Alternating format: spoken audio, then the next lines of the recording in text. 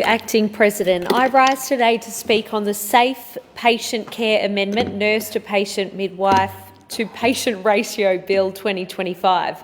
First of all, I just want to start by saying our healthcare workers are heroes. They play a vital role in our state. They face the work that they turn up to every day with incredible courage, compassion and humour, and they are working in a very overwhelmed and broken system.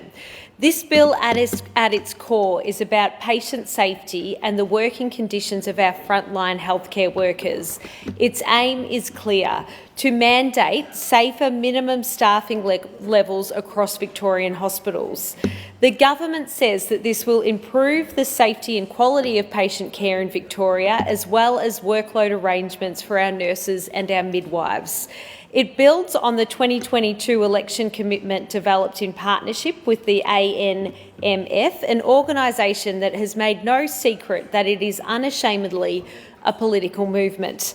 The government wants to expand on nurse and midwife to patient ratios across ICUs, emergency departments and maternity wards, particularly during night shifts. It promises better care, fairer workloads and time for hospitals to adjust. Its phased implementation requires 25% compliance at its commencement, 75% by December of this year, and full compliance by July 2026. On the surface, who could object to better nursing staff levels? But in reality, especially for rural and regional Victoria, it is far more complex, and in many cases, it is far more concerning. The member for South West Coast, Roma Britnell, our colleague in the other place, rightly pointed out that Victoria is already facing a severe shortage of nurses, particularly in specialised areas like intensive care and midwifery. She warned that these new ratios may exacerbate the issue by placing additional strain on an already overburdened system. She asked, how will rural communities comply?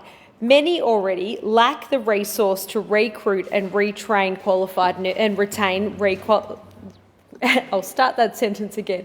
Many lack the resources to recruit and retain qualified nurses. Mandating new ratios could force these facilities to divert resources from other critical areas, reducing patient care instead of improving it.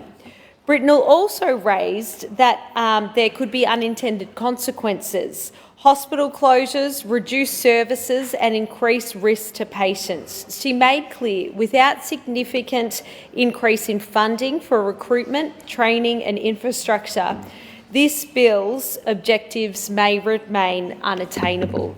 I think she raises some very good concerns there. The member for Sandringham, our colleague in the other place, Brad Rosewell, was scathing really in some of his remarks. He questioned the feasibility of a phased implementation, calling it an aggressive recruitment drive that simply isn't possible given current workplace limitations. He asked where the money is coming from and, more importantly, where the nurses are coming from. These questions the government could not answer. He raised serious efficiency concerns, pointing to the possibility that rigid ratios could force hospitals to redeploy staff from other areas, which actually leaves some units worse off. These are very important issues to consider. And then there are the experts. The Australian College of Critical Care Nurses, the College of Intensive Care Medicine and the Australian and New Zealand Intensive Care Society. These are professionals we trust to guide our most critical care policies. They are warning of what they say are patient safety risks and unsustainable workloads. They say combining ICU liaison nurses with access nurses into one undefined role would, and I quote, make these critical functions less effective. They stress that liaisons and support roles are each full-time tasks that cannot be attended by one person simultaneously. They feared that this legislation could actually reduce intensive care nursing numbers, not increase them. Let me repeat that. The law intended to boost ICU care might actually be shrinking the staffing levels.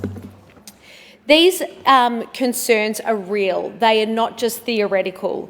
In March last year, and we've spoken about it many times in this place, the Herald Sun revealed that 3 babies died in just 6 weeks at Latrobe Regional Hospital. Whistleblowers told the press that several staff involved were never interviewed for a review. This government then refused calls for an independent review of safety protocols, and now they want us to trust them with rigid mandatory staffing reforms. These failings don't exist in isolation. They are part of a broader pattern of a government that overpromises and underdelivers, and it is something that they have been extremely consistent in. A government that is now shackled to the very union interests that helped put them in power. After a decade of deal-making with the CFMEU, firefighters, police and health unions, this government has backed itself into a corner. It cannot afford the promises it has made, and now the chickens have come home to roost. They are crushing private investment. They have driven business out of Victoria. They have pummeled business and crushed private investment. They are shrinking the tax base that could have funded essential services, and we don't have a lot to show for it. We've got a healthcare system that is sadly buckling under pressure. We have got nurses, incredible people that are burnt out and overworked. We have got patients that often are ambulances that are ramped, and we've got patients that are waiting hours for to see a doctor, and often this has detrimental consequences, and we've got hospitals that are drowning in red tape and deficit. We've also got to consider the realities for regional Victoria, particularly my area of Eastern Victoria region and Gippsland. Hospitals in these regions face lower pre-procedure funding. So they receive $782 less for a knee reconstruction and $1,744 less for a hip replacement than they do in Melbourne hospitals. These numbers are not minor. They represent an 18% gap in funding that punishes regional areas like Bairnsdale. Cash flow is dire. In the 23-24 report, the Bairnsdale Regional Health Service had just 4 days of cash on hand. 44 Victorian health services reported a combined loss of $906 million in 1 year.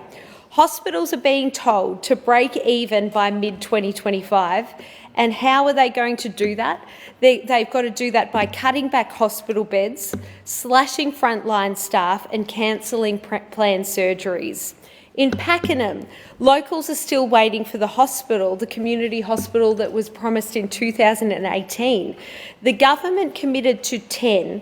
Only 5 have begun construction, and none of them are in Eastern Victoria region. These funding gaps make mandatory ratios not just unrealistic but dangerous. If regional hospitals can meet these new laws, they won't be safer.